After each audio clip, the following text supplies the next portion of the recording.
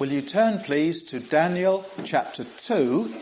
I'm going to read verses 20 to 22, and we may, a little bit later on, come on to verse 23 as well. But I'll read Daniel 2, verse 20 to 22.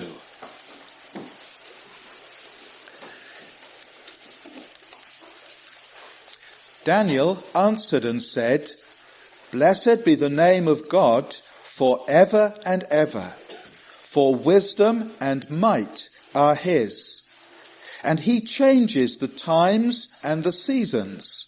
He removes kings and raises up kings.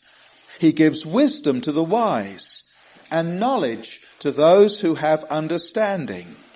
He reveals deep and secret things. He knows what is in the darkness, and light dwells with him." Last Monday, I went back to school, though just for 1 hour. It was a school which I left at the end of July in 1950, so you can quite easily work out how long ago it was that I was last at that school. And as I was in a car, I was taken there. As I went into the driveway that leads to the school, the drive was much the same as it used to be. There were still playing fields on the right-hand side, a lawn in front of the school, and the old building stood out very clearly. But the main thing was the changes that had taken place. When I was at that school, there were about 60 to 70 pupils. Now there are 412. When I was there, they were all boys. But now there are girls as well. When I was there, we were all boarders. We all lived there the whole time. Now there are, I believe, just 32 boarders. When I was there was just one large house with somewhat rickety outhouses. Now there's a new sports hall, new science labs, new chapel, new classrooms built all round, new dining hall, almost completely different except for the main building in the middle. When I was there, we went to school and we felt, and were to a very large extent, just cut off from the rest of the world, out in the country, some distance from the nearest village. But now people come and go all the time. Parents come in and go out. Things go on, activities go on in the evenings. So many changes have taken place. And that's just an example and a reminder of the great changes that can take place in life. And the passage that we have before us reminds us that all changes are brought about by God. He changes the times and the seasons. He removes kings and raises up kings. It's not just that God himself does not change, so that when changes come, we can trust in him and know that he's always the same.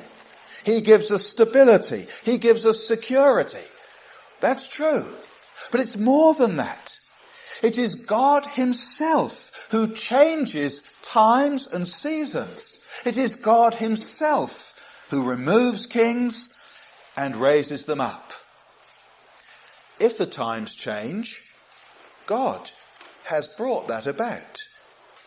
When the seasons change, it is because God has planned and ordered things that way. Now it's the summer. In September, autumn will come. That's God's way. God planned that.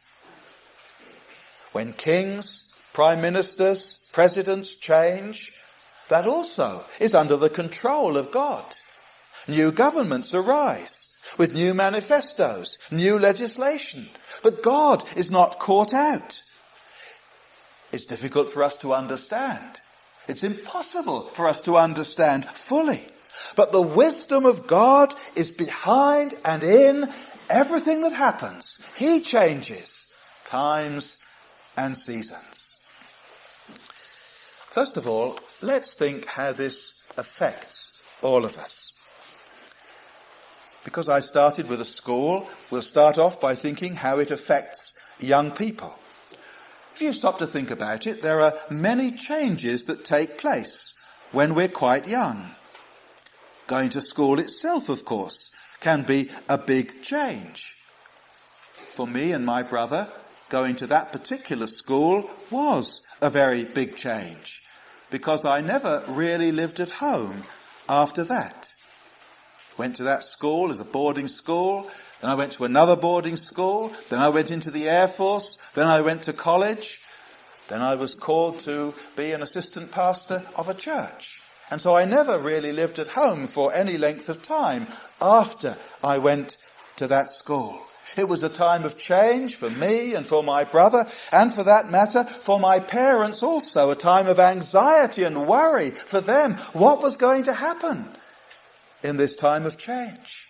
And when you go to school, and when you change schools, go up to another one, you wonder what's going to happen. And so do your parents.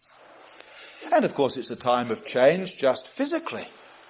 We start off quite small, but it's amazing how quickly little babies begin to grow and get bigger. Then they start running around. The time comes when sometimes we grow very quickly. The time comes when we begin to change little by little into adults. That's often a time of confusion, a time of new desires, new interests, the discovery of the opposite sex. Then we have to leave school. What are we going to do next? Well, the point I want to make is simply this. God made us to grow and change. God designed everything in that way. And therefore he can take care of us. He can bring us through all the changes that take place in life and that take place in our early life. But then also, change is a feature of the later years of a person's life. It isn't actually always very easy to change later on in life. And yet some of the biggest changes come when we're older. A person has to retire from work. Many people find that difficult. It can be difficult for men who've had followed a profession for many years. We tend in our society to think about people not so much as people, as individuals, but as people who do a certain job. He's an engineer. He's a teacher. He drives a bus. But that's quite wrong, really. Because each person is an individual. That's just what they do. That's not what they are. But if you feel that's what you are, when you come to stop doing what you do, you suddenly think that life's completely changed. What are you going to do now? How are you going to fill up your time? And we know that quite a lot of people die quite soon after retirement, simply because life seems to come to an end. It can be quite difficult for wives, of course. Suddenly there's a man loafing around the house all the time, getting in the way. But then there are other changes, aren't there? Where to live? Should we move nearer the children so that they can look after us if we have children when we get unwell? Should we move into a bungalow so that we don't have an upstairs to go up when we are not able to go upstairs? A husband or a wife may die. What a change that is. Suddenly to be single after years of living together. Illness can mean restricted lifestyle, can't it? A big change. Time comes when you can't look after yourself anymore. But these changes are part of life as God has ordained it. And God has not forsaken us in all these things. They don't happen apart from his love and care if we're believers in the Lord Jesus Christ. He is always our God, our friend, our guide, our shepherd, our refuge, and our hope. But then we can apply this in a more general way. We live, don't we, in a time of great change. If you stop to think about it, I suppose it's probably true that the 20th century saw more changes and greater changes than throughout the whole history of the human race prior to the 20th century. Now, I can't prove that, but I think that's very likely to be the case. And the last 50 years have brought huge changes. And as time goes by, change is speeding up, isn't it? So that we simply don't know what life is going to be like in 20 or 30 years' time. And this, of course, has made life very difficult for many of us, especially for those who are older. Keeping up with the changes. Changing from pounds, shillings and pence to pounds and new pence. Some of us still think in terms of Fahrenheit when it comes to the weather. And then, of course, there's measurements. Getting rid of the feet and the inches and the miles, and it's all metricated. That's very difficult for some people. How do we adapt? It's hard to do so. And then, of course, change affects the churches as well. Does being Christian simply mean living in the past? Well, it can't possibly mean that, can it? And yet, on the other hand, Christians, for example, who've had their souls nurtured for 50 or 60 years on just one version of the Bible, and they've loved it. It has a special meaning for them. It's part and parcel of their identity as Christians. How hard it is to change. And it's the same with hymns, which they know and love.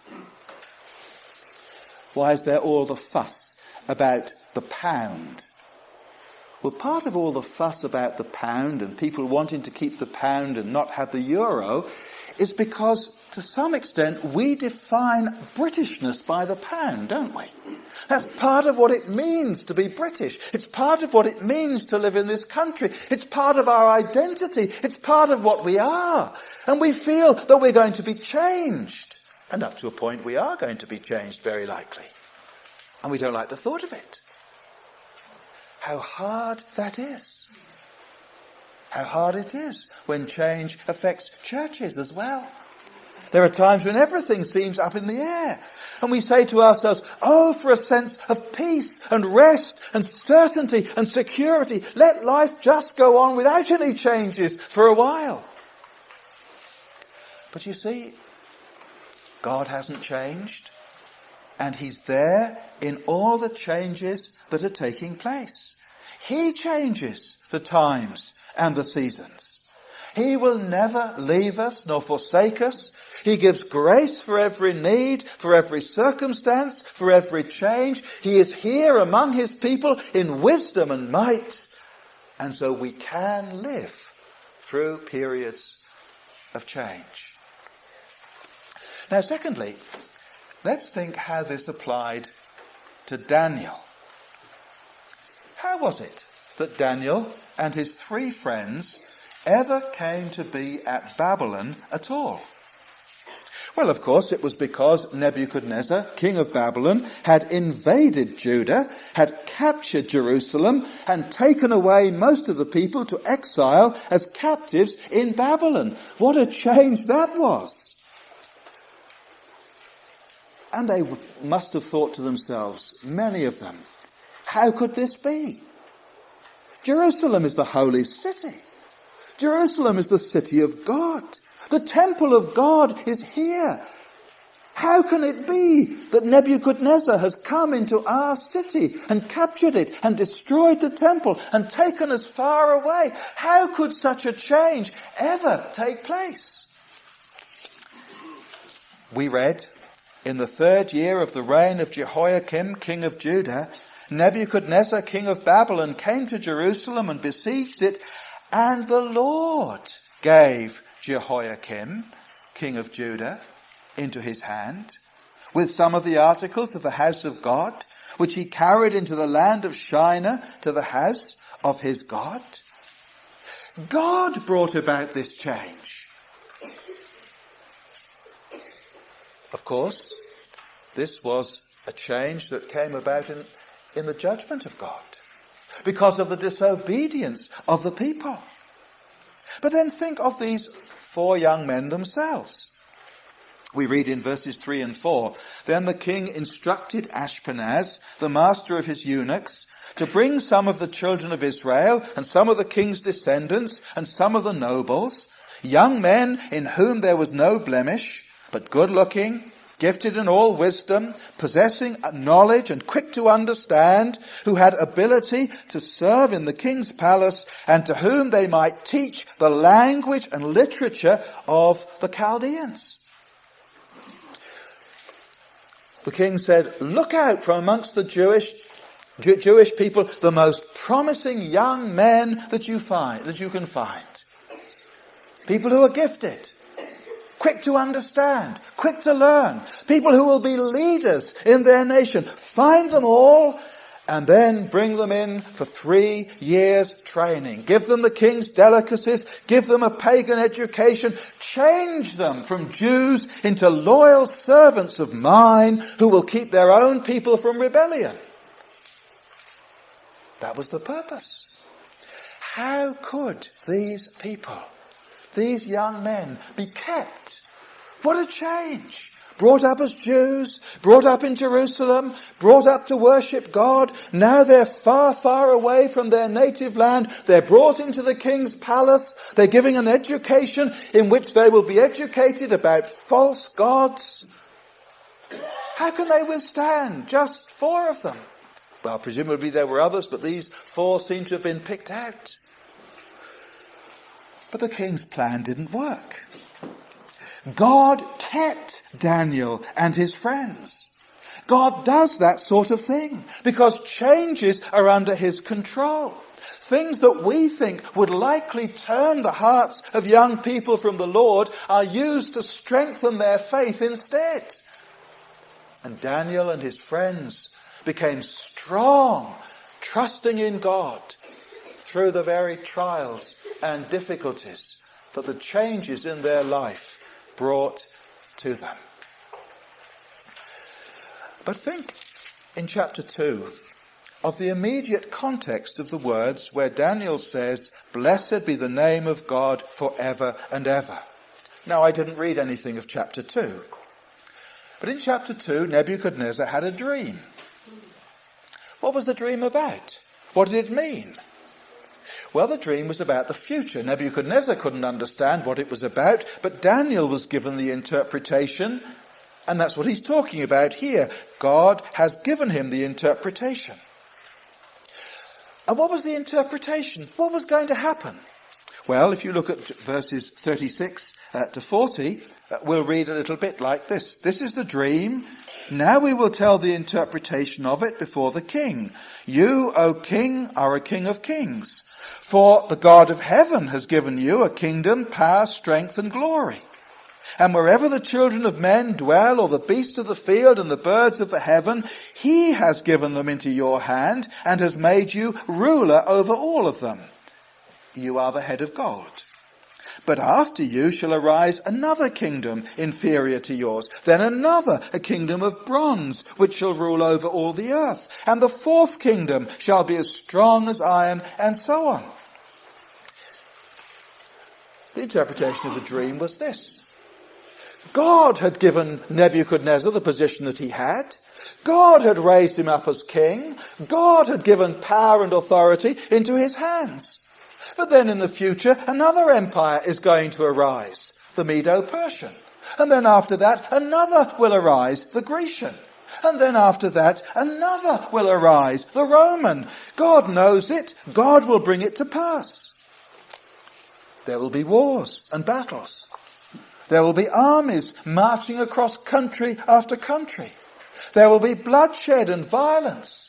There will be new kings, there will be new rulers. Those who were once victors will become captives. Those who once ruled will be thrown into prison. There will be great changes, but God is always the same, and it's God who is there in and through and behind all the changes that take place.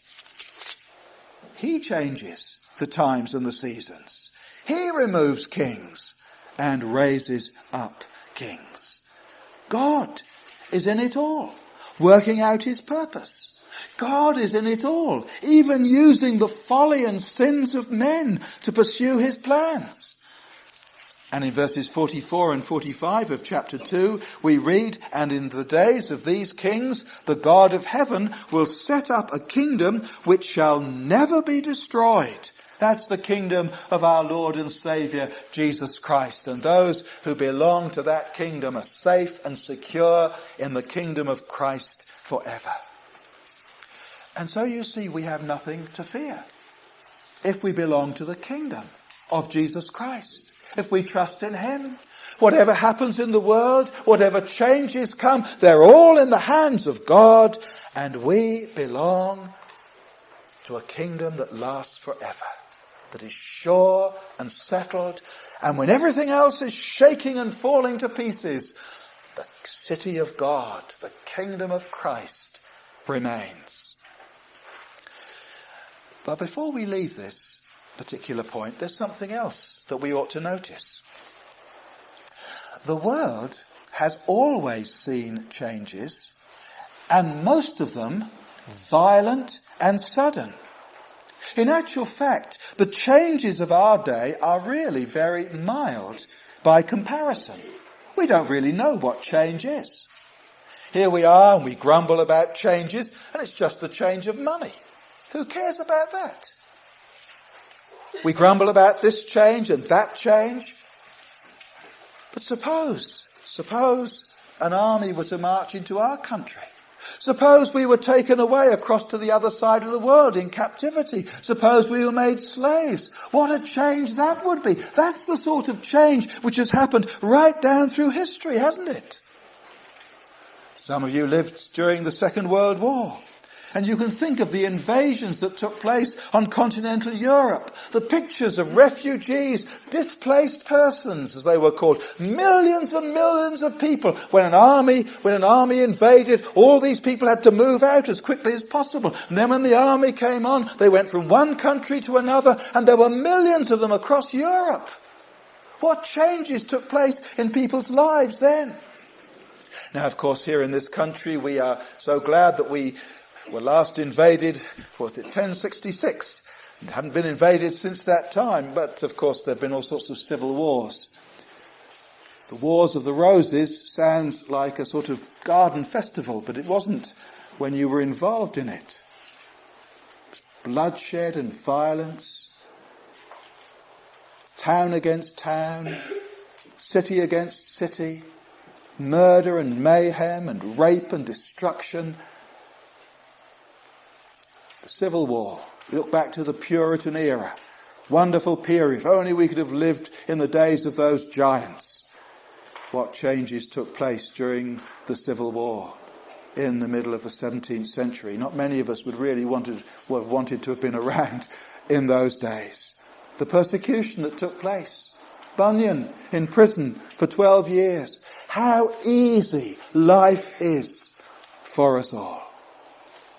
And therefore we're to trust God and thank God for his mercy to us and obey him in every situation and submit to what he brings to us in his providence. But thirdly, let's think just a little bit more about this passage. I haven't really said very much, have I, about Daniel chapter 2. So let's look at what Daniel said. Blessed be the name of God forever and ever. This is a passage which tells us what God is like. That's what the name of God means. Daniel here is thanking and blessing God that he is the God that he is. Blessed be the name of God. Blessed be God that he is the God that he is. The God that he's revealed himself to be. The God that he's shown himself to be. That he's a God like this. And then he goes on to describe what God is like. The character of God. The name of God tells us what God is like. Blessed be the name of God forever and ever, for wisdom and might are his. Before Daniel tells us what God does, Before Daniel tells us the way in which he changes times and seasons, he speaks of these two basic attributes or characteristics of God. God has wisdom, he is wise. God has might, he is powerful. God is wise. Wisdom belongs to him. Actually, all wisdom belongs to him, because if anyone has wisdom, it is because God has given wisdom to them. You see, at the end of verse 21, he gives wisdom to the wise and knowledge to those who have understanding. So if there are people like Daniel and his friends who, as they grow up, show great promise and have great wisdom and understanding, that's because God made them like that. And God has given them that wisdom. It doesn't originate with them. It comes from the God of all wisdom, the only wise God. Now this is a wonderful thing to remember, that God is wise. Because it means that when he changes times and seasons, and when he removes kings and raises up kings, he does it in perfect wisdom. He always knows what he's doing. He always does what he's doing in accordance with his perfect wisdom, fulfilling his perfect plans and purposes. And then God has might. Wisdom and might are his. He is powerful. He is almighty. He is all-powerful. He can do whatever he wishes to do. He has the power to change times and seasons. He has absolute power over kings, rulers, presidents, and everyone else who has power. He raised up Nebuchadnezzar. And when Nebuchadnezzar got too big for his boots, you remember, Nebuchadnezzar had to go out and eat grass for a while until he learned that there is a God in heaven who is ruler over all and sovereign over all human beings. We see and understand so little of God and so little of the ways of God, because his thoughts are not our thoughts and his ways are not our ways. As high as the heavens are above the earth, so high are God's ways about God's thoughts above our thoughts, and God's ways above our ways. But God has almighty power, and he does what he wishes to do. It's wonderful, isn't it? This verse tells us that God has just the qualifications needed to act as he does. He is just the God to change times and seasons. He has the power to do it and the wisdom to direct it. What a tremendous comfort it is to know that a God like this is the real God, the one who is in control of all things. We know so little. We look at the world, we get anxious, we get troubled, we wonder what's going to happen next. We wonder what future changes are going to come. And if we're not careful, we forget that there is a God of perfect wisdom and might who is in control of everything. We're told here that God is in control of history. He changes the times and the seasons. He removes kings and raises up kings, which is just to say that he's in control of history. Was God in control of what happened to Jerusalem in the time of Daniel? Was God in control when Jehoiakim was captured by Nebuchadnezzar? Was God in control when Judah passed into Nebuchadnezzar's hands? Yes, he was. Looking back now from our perspective, though it was forward in the times of Daniel, was God in control when the Persians took over from the Babylonians? Was God in control when Alexander extended the Greek Empire? Was God in control when the Romans captured Palestine? Yes, he was. Was he in control when Christians were suffering and persecuted in the first century? Was he on the throne of heaven then? Yes, he was. John saw him enthroned in heaven. He records it for us in Revelation chapter 4.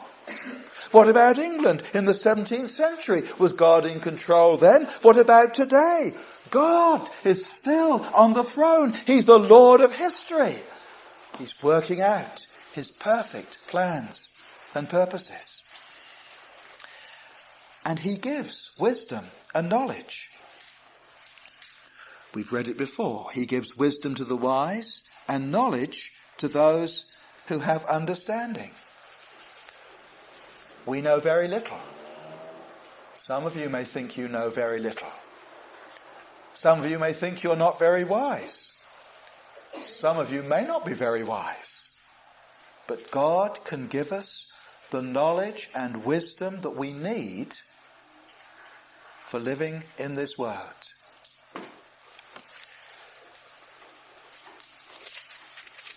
Daniel and his three friends were wise already. But then we're told, as for these four young men, God gave them knowledge and skill in all literature and wisdom, and Daniel had understanding in all visions and dreams. And when they were interviewed, none was found like Daniel, Hananiah, Mishael, and Azariah. And in all matters of wisdom and understanding about which the king examined them, he found them 10 times better than all the magicians and astrologers who were in all his realm.